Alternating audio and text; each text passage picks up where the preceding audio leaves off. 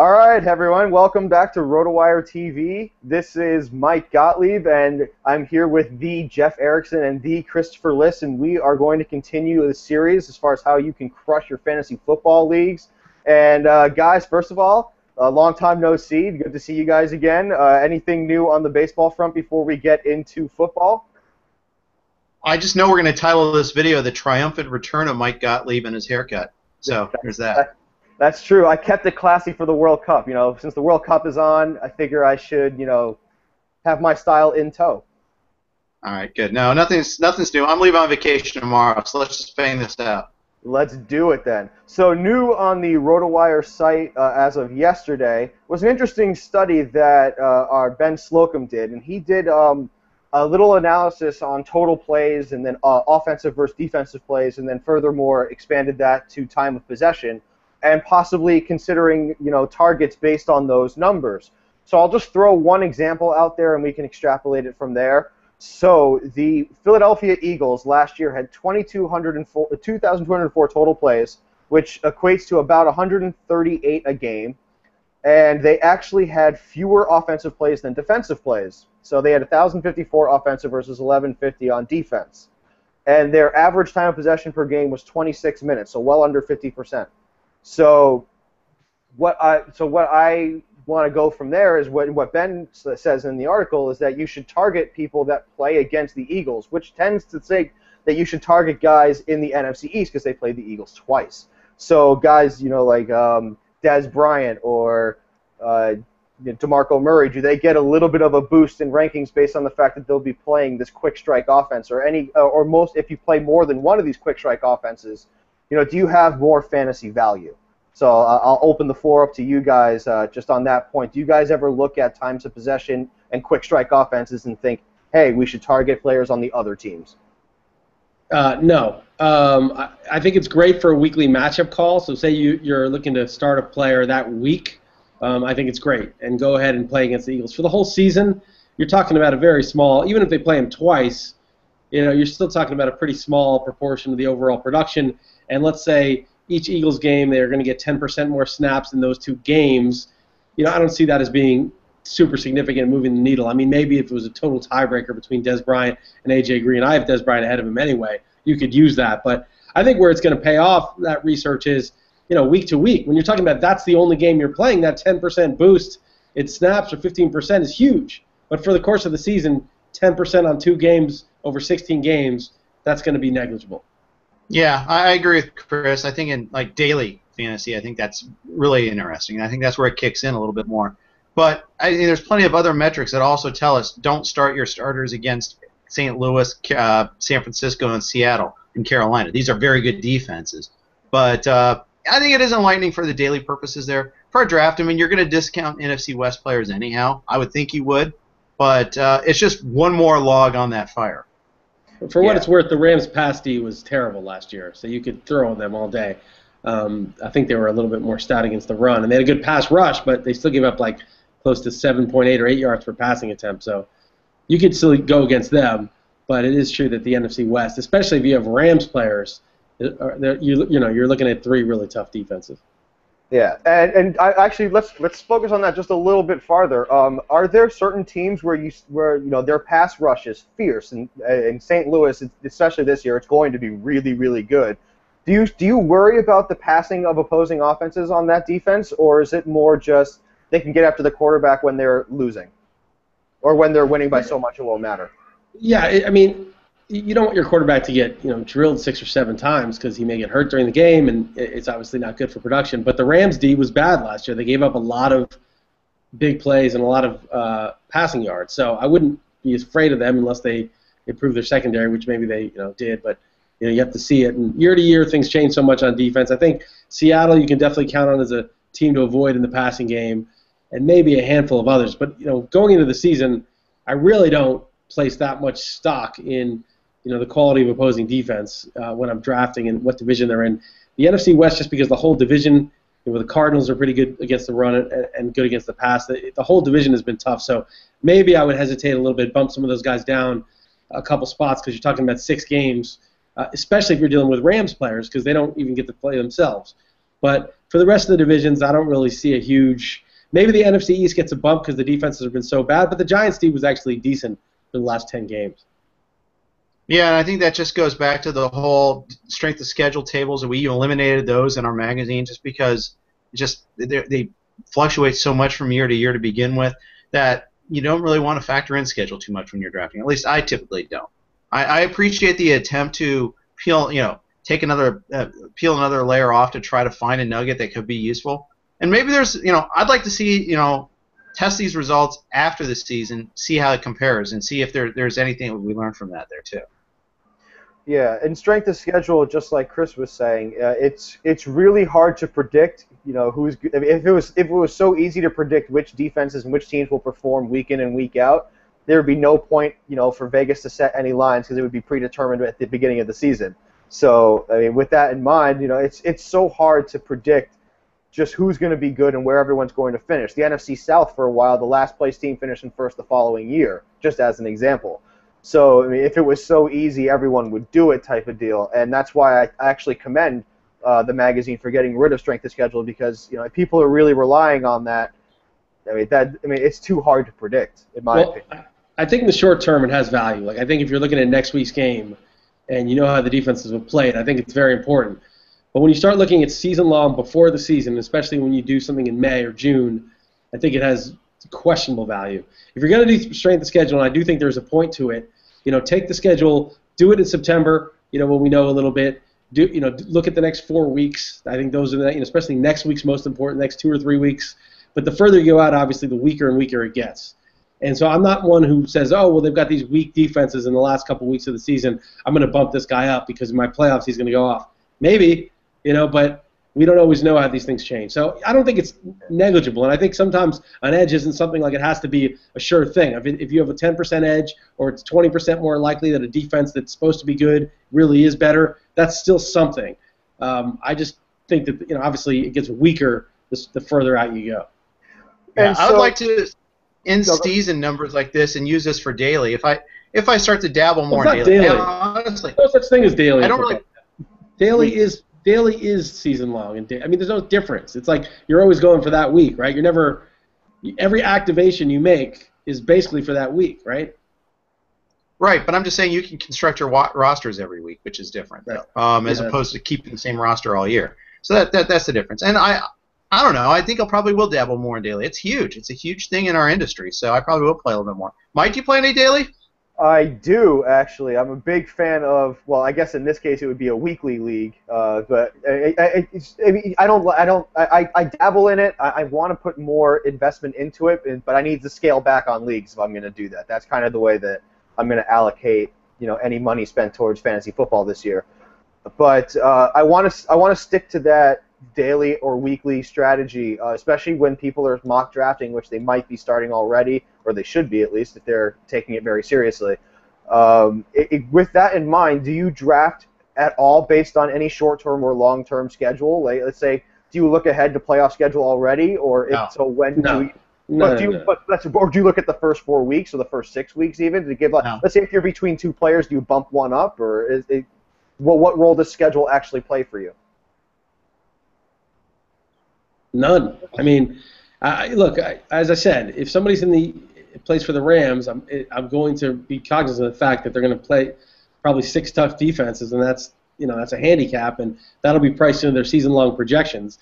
And I will price a little bit of schedule stuff into projections generally, but once those things are set, so there's it's one of the very small inputs, but that's already priced into projections, and I have my idea of who the guys are and where they are. So I'm not like, once I'm at the draft table, I'm not like thinking, oh, but what about strength of schedule? There's like a couple of players that it's marginally priced in. I don't know. Strength of schedule, I just think it's kind of dull. You know what I mean? I just can't talk about it anymore. We gotta move on. Let's go to the next segment. I can't take it.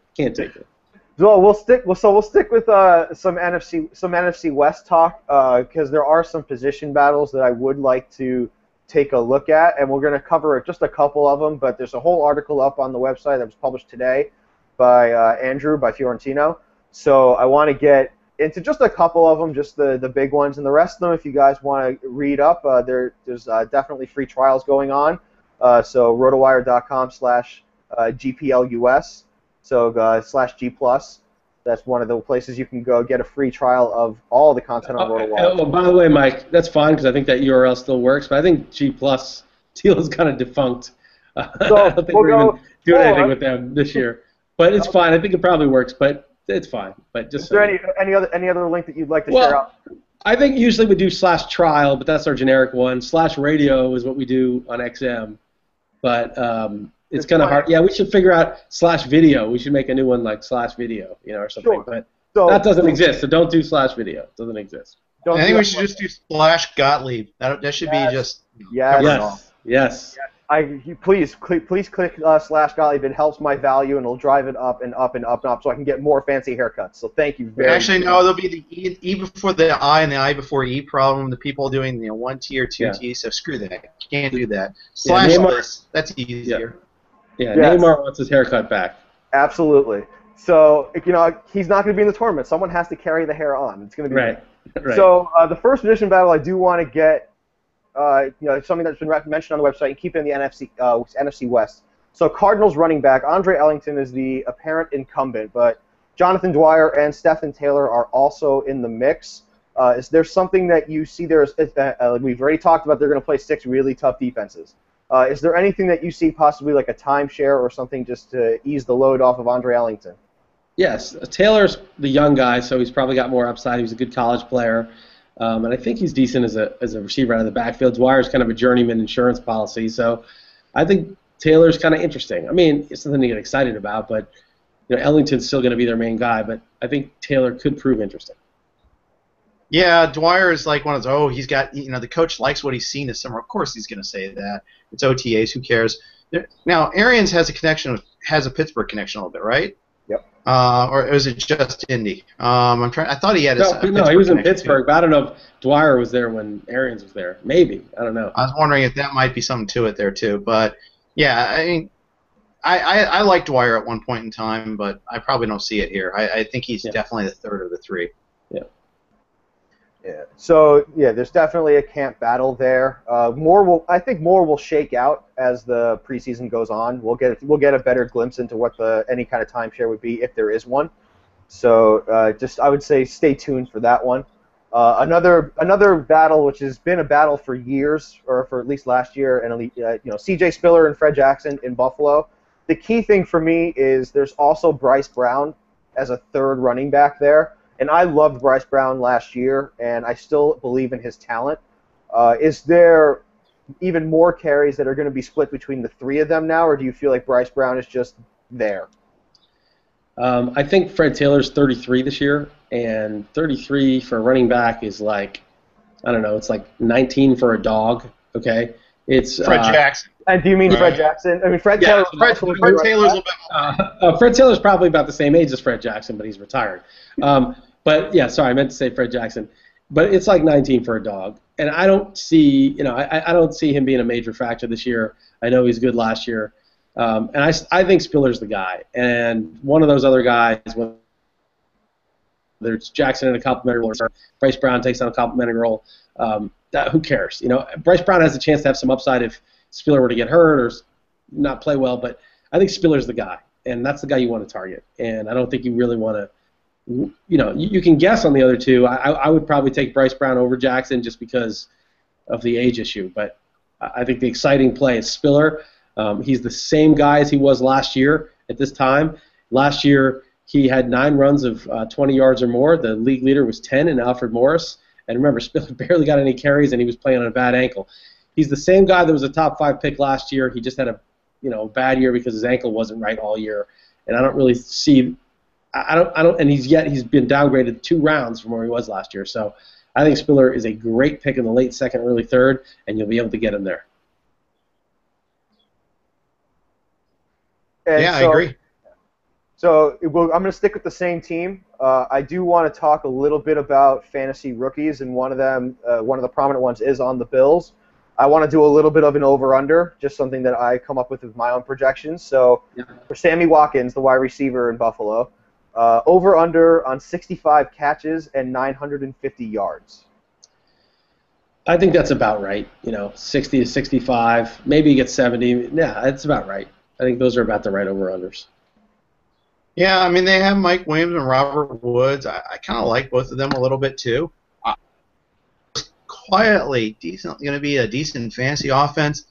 And, their defense was good at times, too, last year, although they've already had a major injury on the defensive side of the ball. Mm-hmm. Yeah, so maybe even their defense will be a little worse this year. All of a sudden, you can see that, Buffalo being involved in a few more shootouts. You worry about the weather maybe later on, but I'll take the under on number of catches, but maybe more yards per target to go with it there. Does he get any involvement in the returning game? Does he get any carries? Maybe the way Clemson used him, they used him all over the field. In a lot of cases, found a lot of bubble screens to get to him. I think he'll be pretty active, but I'll say fewer catches, more yards, and I think I'm all over Spiller like Chris. I might even be happy to take a chance on Robert Woods as my last wide receiver as well. So no love from anybody? Who? Marquise Goodwin, the really, really, really. No, I mean I don't know if you're in like a 30-team league or something.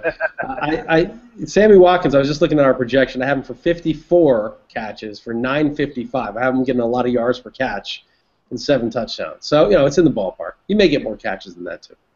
Yeah, and just to bring it full circle back to Ben Slocum's article, the Buffalo Bills last year, 24 seconds per play. That's the second shortest. That's right behind the Eagles, and their time of possession was 28 minutes. So that's another team that strikes fast when they strike. So that could mean big plays, especially for Sammy Watkins. It's a team that will push the ball.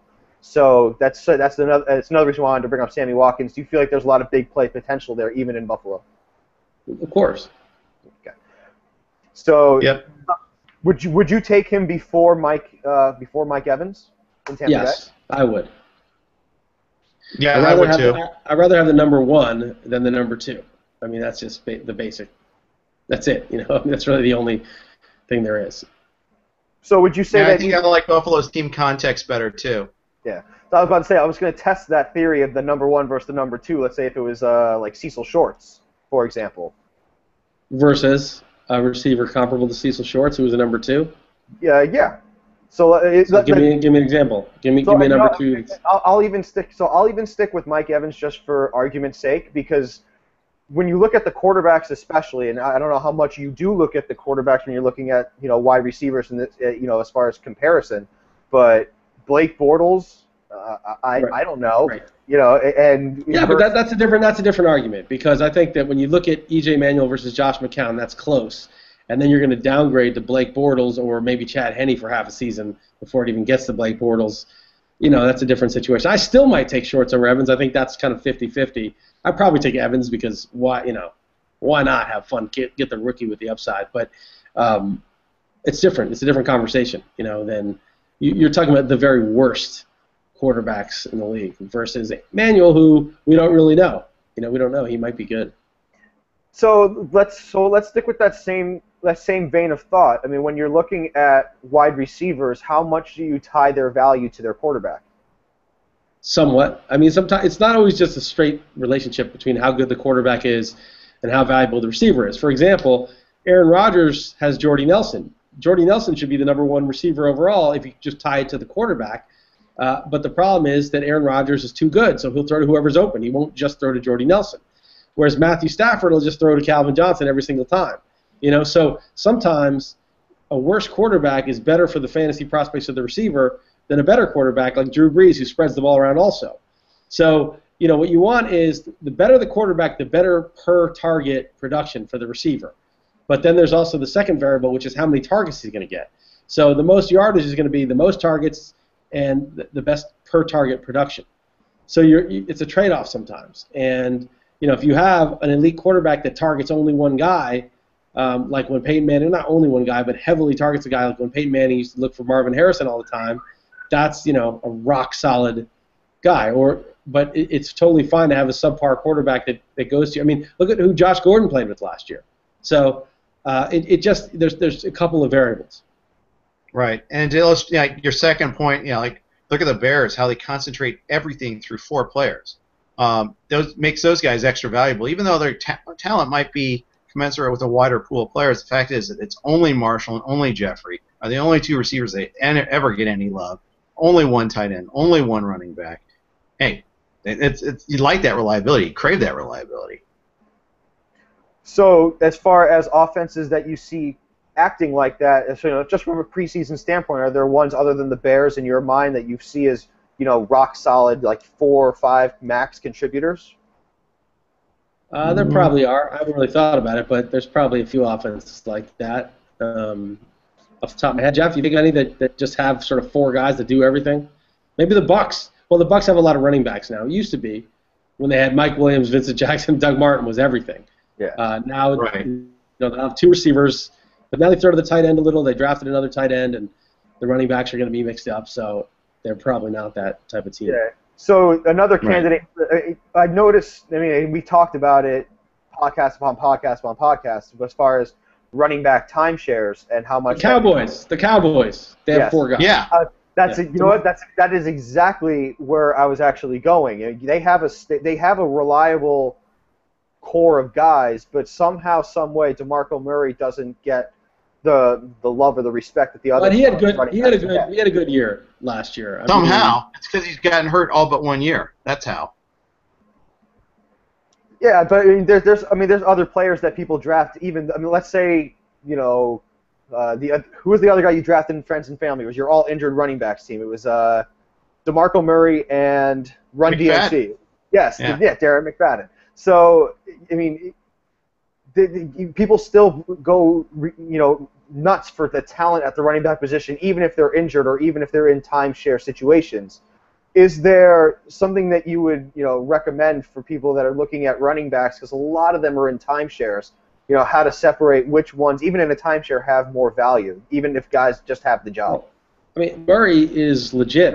You take Murray late first, early second, I got no problem with that. He's a major workhorse, catches passes, gets goal line. He does everything. He's been hurt a bunch, but sometimes that's fluky, sometimes it means something. But he's a top back. He's definitely top 10. Obviously, it's the obvious stuff that you look for from running backs. You look for skills. You look for team context. You look for his role. Is he on the field in third downs? Is he on the field at the goal line? Does he have the explosive ability to break a big gain? Is his team context? Are they going to be ahead a lot and running the ball more? Obviously, the other people on the team who could steal carries. So it's all it's the obvious stuff. Health. It's basically health, team context, role, and skills. That's for every player at every position. Those are the 4 factors. Are the only 4 factors that matter.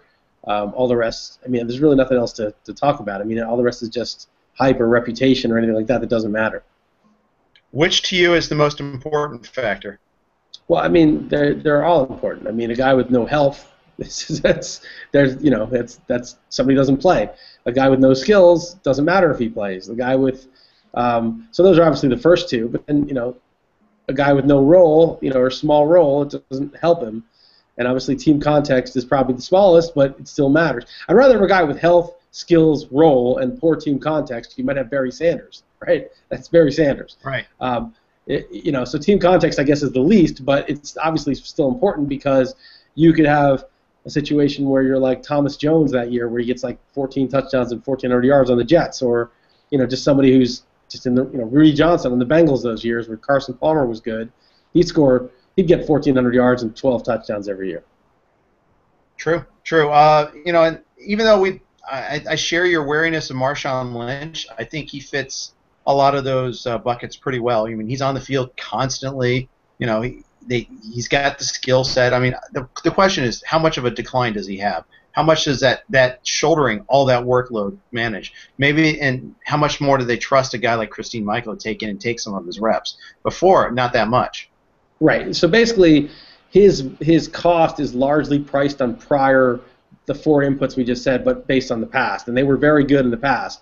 But now, as you just said, his team context got a little worse, which may hurt his role, meaning there's more competition, right, for that. Mm-hmm. Second, he's up there in carries and has a very violent run style, so his health, which has been very strong, could be compromised a little bit. And maybe his skills, maybe he's not as explosive as he was. So, there's a lot of – he's not a great pass catcher. There's a lot of negatives going into this year that may not have been the case the last 2 years. And so that, yet people usually price running backs based on what they've done in the past.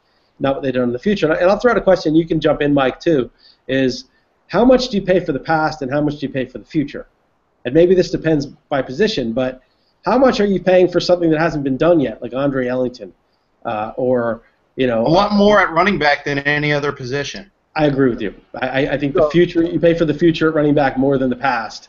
But I think with quarterback and receiver, I think at some point you got to pay a little bit more for the past than the future. Yeah, I was about to say let's put it in baseball terms. I'm not going to give like the lifetime achievement contract to Derek Jeter for my running backs. You know what I mean? I'm not going to say just because you've done all this in the past doesn't mean you're going to do it in the future, especially if your age is approaching or at the magic number of 30. So we saw. I mean, I was really big on Maurice Jones-Drew last year. That burned me big time. So it was that's just one example, but that's one of those guys that you say, oh, he's done it in the past. Yeah, he had one injury, or he's had an injury or two in the past couple years, but now that he's 30, he's going to get it all together and he's going to have one last hurrah. As Chris would like to say, you'd rather be 1 year too early bailing on a guy than 1 year too late, because then you have no value at all. Well, let me ask you this. Go ahead, Jeff.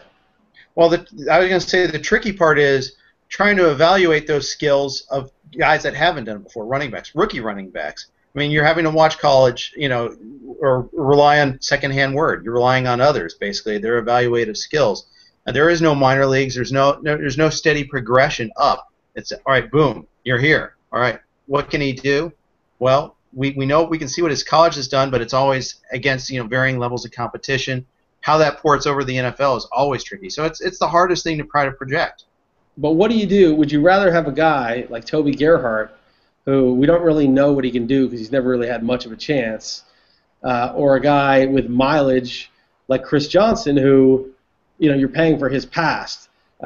His recent past isn't that great, so he's maybe not the greatest example. Yeah. But and there are Rashad Jennings, you're paying for last year, his past production last year. I mean, when you're choosing, because obviously you want a guy who has, he's been really good in the past and still has a bright future, like LaShawn McCoy, right? I mean, that's an easy one. Yeah. But I think where you get to difficult choices is whether to pay for the past or the future, whether to draft Maurice Jones-Drew, or Stephen Ridley, or some of these guys, or whether to draft Rashad Jennings or Toby Gerhart. Those are the tough choices, and you're basically saying, do I want the guy who, Gerhardt's 27, so he's not that young, but he's got very low mileage. So he's kind of a future. To me, if you're drafting him in the 4th round or whatever, that you're paying for the future. You're paying for something he hasn't really done yet. Bishop Sankey, same thing. You're paying for what he hasn't done yet. And if you draft Rashad Jennings, I think you're paying for kind of what he did last year, projected on a 16-game season.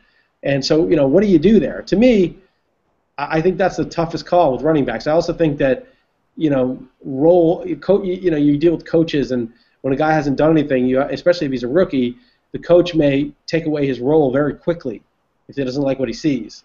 And, it's just like in baseball, when a guy slumps for 3 or 4 weeks and he's a rookie, he gets sent down and doesn't get a chance. And that, there's a lot of variance. And the same thing happens in football. I mean, is Lamar Miller bad, or was the Dolphins' offensive line just terrible, and he kind of got shuttled aside for Daniel Thomas before he even really got a chance to get going, and actually he should be the same guy that he was heading into last season?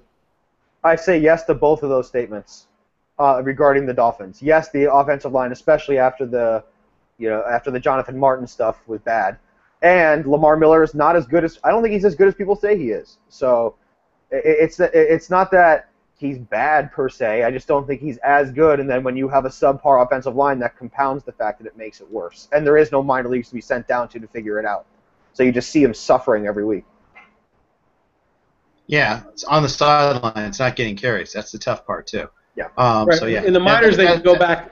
They can go back in the minors and crush it for 2 weeks and be like, oh yeah, he's good. Let's call him back up, right? But in football, it's like you can't go back to college. They should be able to send you back to college. You start running over some people for 2 games, and you get back up to the regular team, and you're like, all right, he's fine. You see, he's still good. He dominated college like he was in his junior year, and now he's back up to the. They should let you do that. Yeah, the NCAA should have the 2-way contract Yes, like in baseball. Yes. I'm play for Florida State / Jacksonville. Absolutely, of course. And then you just have AAA affiliations. Yeah, it worked out perfectly. So, So we're starting to run out of time, so I just want to get out on, it's a two-pronged question, similar vein though. I wanted to hear one guy that you feel like is overpriced, that you see is going too early or is ranked too highly right now, that you're probably not going to own if things stand right now. And then on the flip side, someone who's undervalued that you find yourself constantly seeing that you're probably going to get in drafts, or you might be targeting in drafts because they're undervalued. I got to say two things real quick. I also think the system should be in college where you could send him back to high school, because I think that would be awesome. Like, relegation. Yeah, back to high school. You get to play for high school. You dominate in high school. You go up or down until you find your groove again, and then you gradually ascend to each level again.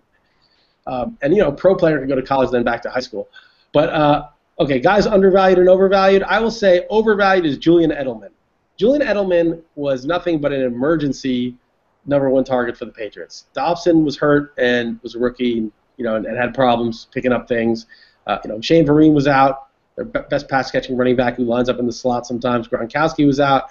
Aaron Hernandez was murdering people. They didn't have most of their guys. So, Welker was in Denver. So Edelman was just the emergency #1 target. I do not think he's going to catch more than 75 balls this year. He gets 7 or 8 yards a catch when he does. It's nothing special. He's not going to score touchdowns. I see this guy going in 4th round in a PPR, 3rd round of PPR. I think it's insane. Do not pay for Edelman's totals last year. All right, with the caveat that I've done just one draft so far, and I'm basically looking at relying on our ranks, so I really don't know what the good feel for a guy's value is right now. I tend to think that there's a notion that Jeremy Maclin might be undervalued a little bit.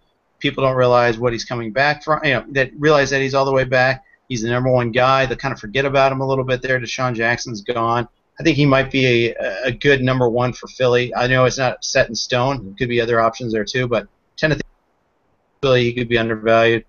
And as far as overvalued goes, I'll share Chris's concern about Marshawn Lynch, but I am hearing that his ADP is going down everywhere too. So who knows? Maybe he's getting valued properly, and so I'm a little bit behind the curve. It's like one of those sleepers and busts. Like, well, okay, you say it's a sleeper, but everybody's already on the guy.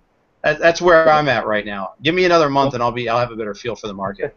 I'll give you an overvalued guy, Jay Cutler. People say, well, you got 2 top 10 receivers, one of the best pass-catching running backs, and a top 15 tight end. How can he not be a top 10 quarterback? So they put him in the top 10.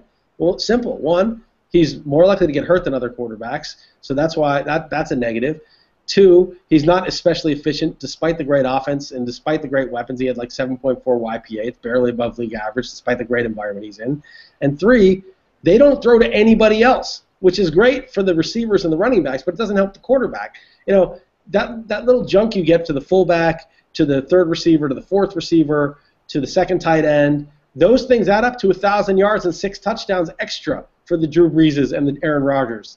But for Jay Cutler, he doesn't have that extra 1,000 yards and 6 touchdowns. So the totals for all these good weapons that he has, yeah, those are great. That's the total that he's going to get. He doesn't have another 1,000 yards and 6 touchdowns on the side. So it's a little deceptive to think, well, if those 2 guys are top 10, then he has to be top 10. No, because he's got nothing else. Most other good quarterbacks, guys in the top 10, have a variety of weapons, and that adds to their totals and makes them better than Cutler. So Cutler's overvalued.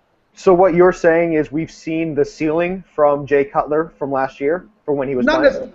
I would never say it's the ceiling. He could always play better. But what I'm saying is don't get so excited about the fact that a lot of his weapons are highly ranked, because those guys get like 99% of the production for the Bears.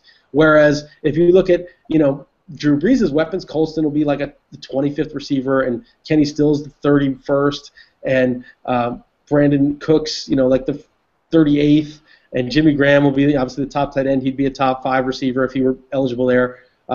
And the running backs, they don't look as good as 2 top 10s and a top 3 running back.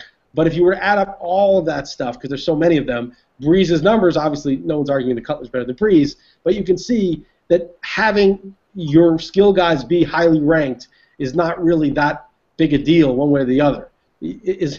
Some of the guys have lower ranked skill players because they just get the ball to so many people, and just because you only get the ball to 3 options, it will boost their stats, but that doesn't really help you. Yeah, 100% agree. I'm actually going to I want to end on mine. I have an undervalued and overvalued from the same team, and they happen to be my team on the Chargers. So my guy who is overvalued is Keenan Allen. Yes, he's a solid receiver. Yes, he can help you in PPR formats. However, I do not see his last year he had a couple games where he had 3 touches and 2 of them were touchdowns. That's not going to happen very often. That's definitely an anomaly. I don't see that continuing. And also, you see that the Chargers are running the ball a lot. They're trying to eat up clock and play the time of possession game, which equals to me less passing opportunities. And I don't think that he's going to keep up that pace that he had last year. I hope I'm wrong. Don't get me wrong, but I just don't think that he's going to keep up that pace that he had last year. And I see him being drafted as someone's number 1 wide receiver, and I think that's absolutely ludicrous. And then my undervalued guy would be Ladarius Green. Some people are onto him. I've been onto him since last year in the preseason. He's going to eclipse Antonio Gates this season. It's not a well-kept secret in San Diego, but nationally, I don't think enough people are onto how good and how freakishly good of an athlete he really is. And it's going to look very familiar with Antonio Gates, but it's just going to be Green on the back of the jersey instead of Gates. So you're a Ladarius Green hipster. You were onto him before everybody else. I was onto him 3 or 4 haircuts ago. It was crazy. Right. But on that note, though, it's time for me and this haircut to cut this podcast off. Thank you guys very much for being here. We'll catch you guys on the next episode of RotoWire TV. For a free trial, we'll go to rotowire.com/radio or /trial or /Neymar or / do trial, because radio it'll make it think that we got it from XM. Not that we get any viewers from any subscriptions from this anyway, but just don't use radio because it'll mess up the tracking. /trial. We'll do rotowire.com/trial. That keeps that keeps my support for getting more haircuts. So thank you guys very much. And we'll catch you next time on RotoWire TV.